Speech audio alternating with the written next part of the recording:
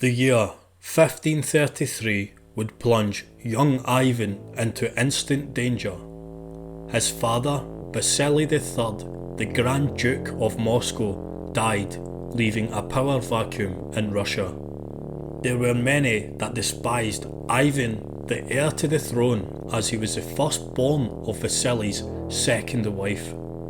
The highly religious nation thought that taking a second wife was highly sinful and that the act shamed them. According to a BBC documentary, there was a chillingly accurate prophecy of Vasily III and his son Ivan. The quote by the Orthodox Patriarch of Jerusalem read, "You will have a wicked son. Your states will be prey to terror and tears. Rivers of blood will flow. Your cities will be devoured in flame." At 3 years old, Ivan IV was too young to take over, and his mother tried to be named regent ruler. However, only 5 years later, she was killed by the nobility. She was allegedly poisoned by the nobility in an attempt to steal the throne. Ivan would remain a prisoner of the Kremlin throughout it all. Meanwhile, the boyars fought with each other to establish control and domination in the power vacuum.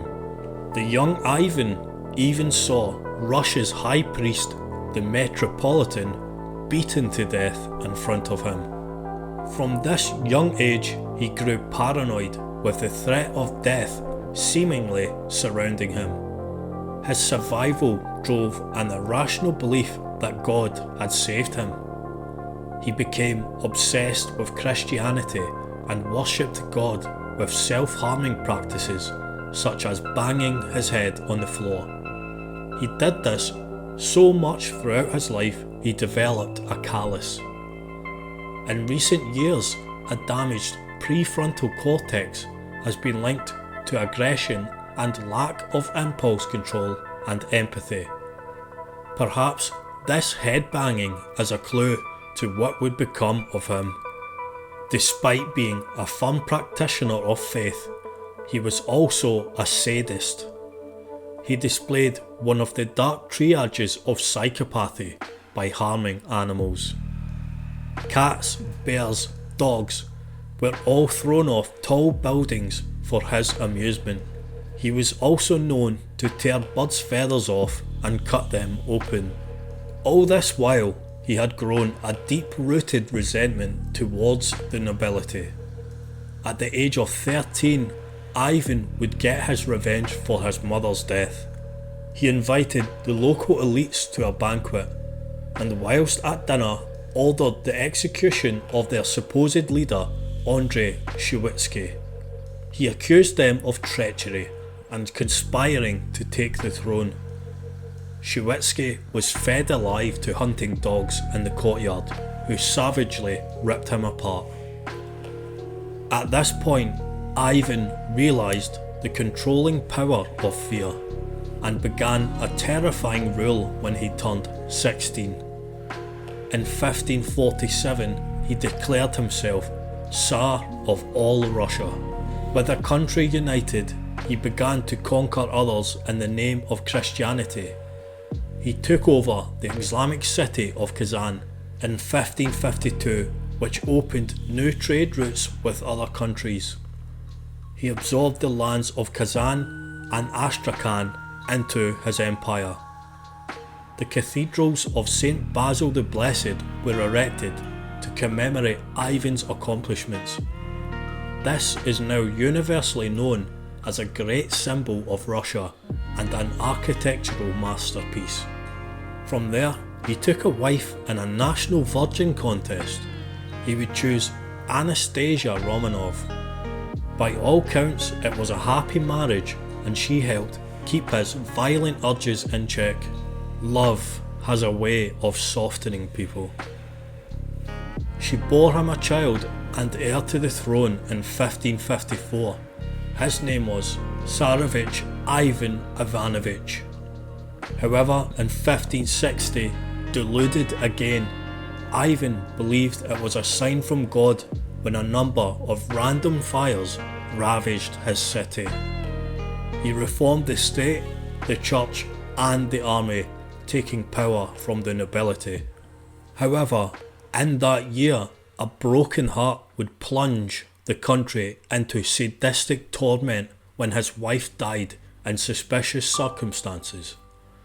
In his mind, she had been poisoned. He also prayed for her survival and thought God had forsaken him when she died. This robbed him of his remaining empathy, faith and kindness. Cruelty would become his new comfort, killing and torturing at will. He eyed his advisors with suspicion. Heroes of war and noblemen were thrown into jail or executed. In 1564, his top general fled battle and joined Russia's enemies. The general wrote a letter which read, "The monarch, who was once blessed by the Lord, but is now corrupt to the depth of his soul. Why have you murdered the illustrious warriors who heaven has given you?" During this time, a saying began to spread: the closer to the Tsar, the closer to death. Despite marrying 7 more times, his thirst for vengeance and sadism would never again be quenched. Ivan had also been suffering from an agonising bone disease and used mercury to kill the pain. Mercury has been shown to cause aggressive outbursts and lack of emotional control. In December 1564, Ivan abdicated the throne. Many saw this as a masterful tactic to regain popularity. The clergy, peasantry and nobility wanted back the structure of his rule and begged him to come back. Ivan demanded absolute power to rule again, and in doing so, he now was more powerful than the church. He had a free hand, meaning free to dish out punishment and rule of law as he pleased. And perhaps as a historical precursor to the KGB, he created his own secret police known as the Oprichniki. They dressed in black monk-like clothing and killed enemies of the state. He took the most ruthless 300 and employed them as his personal guard. Ivan even had a personal torture chamber in his palace. He would use biblical torture methods of misery and would often lead the executions. He even invented methods of execution in grandiose shows of power and suffering. He aimed to crush anyone who challenged him or anyone he speculated as being a threat. His sadism continued as he was brought peasant girls to force himself upon, whip and even use as target practice.